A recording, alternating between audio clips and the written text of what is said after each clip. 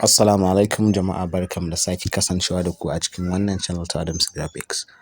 Okay, kamar yadda kuka sani muna muku bidiyo akan yadda zaka buɗe website. Duk da an samu tsaiko wancan week ɗin ba mu kawo ba, but in Allah da a wannan bidiyon ma za mu ci gaba daga inda muka tsaya. Okay, a wannan bidiyon za mu nuna muku yadda ake canza title da kuma wasu setting na cikin layout. Okay, da farko bayan ka shigo homepage na gurinka za ku ga ba mu yi posting ko ɗaya ba, duk da ba mu kawo matakin yin posting ba saboda muna so mu gyara website ɗin. Yanzu for instance bari dai mu zo inda aka sa view blog mu ƙara buɗewa. To za ku kalla cewa ga yadda blog ɗin yake. Za ku ga wancan message na sama wanda aka ce this is a premium alert you can get from layout. Kun gane ai? To yanzu misali a ce muna so mu je mu canja wancan anymore, za mu je mu canja. To ka dawo cikin page naka kamar haka, to ga inda aka sa layout sai ka zo ka taɓa shi. To sai ka taɓa wannan dot uku na cikin Chrome sai ka mai da shi desktop site.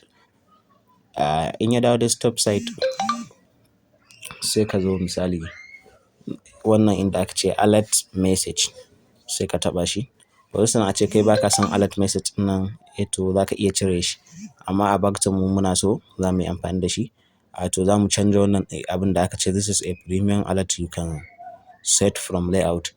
Okay, bari mu sa misali mu ce yanda kana shiga site ɗin zai baka wani turancin da za mu sa. Yanzu for instance kawai za mu ce welcome.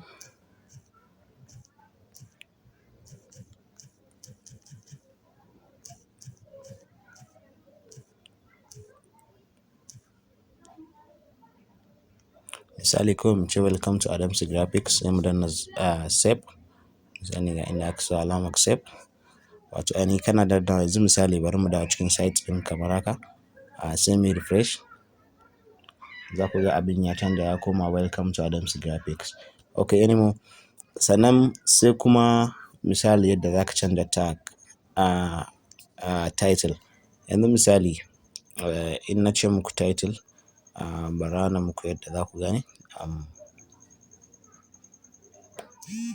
Wannan a gurin register mun sa wani guri da aka sa graphic designing, inda a ce misali muna so mu canja ya bar designing ya dawo designer.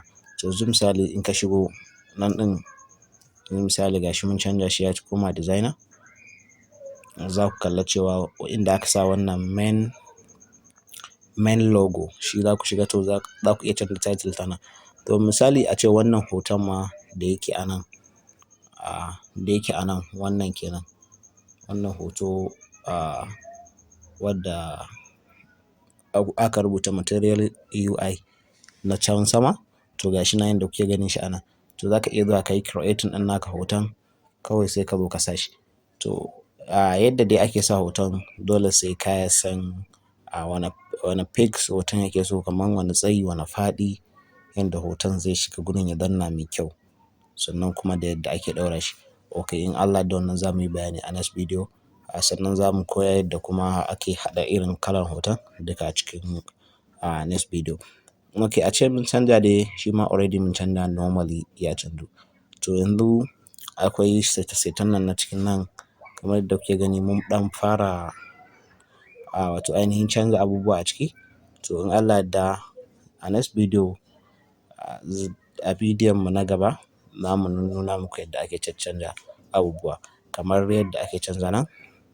Za ku ga cewa nan gashi an rubuta home, feature section, picture, documentation, shortcut, download this template, everything. To duk za mu je mu canja. Ga wanda ba su yi download ɗin wannan template ɗin ba, kawai in suka shiga suka zo wannan site mai suna adamsygraphics.blogspot.com, graphics Z a ƙarshe. To za ka zo kawai in ka taɓa dot uku zai baka kai option kai download ɗin wannan site ɗin. Sai kuma yadda ake ɗaurawa za mu ajiye muku link ɗin bidiyon a description. Okay, a nan za mu bar ku a cikin wannan bidiyon. Muna da ƙoƙarin cewa ga duk wanda mai mana subscribe bai daure mana subscribe don samun wannan shiri namu na yadda ake buɗe blog akai-akai. Thank you.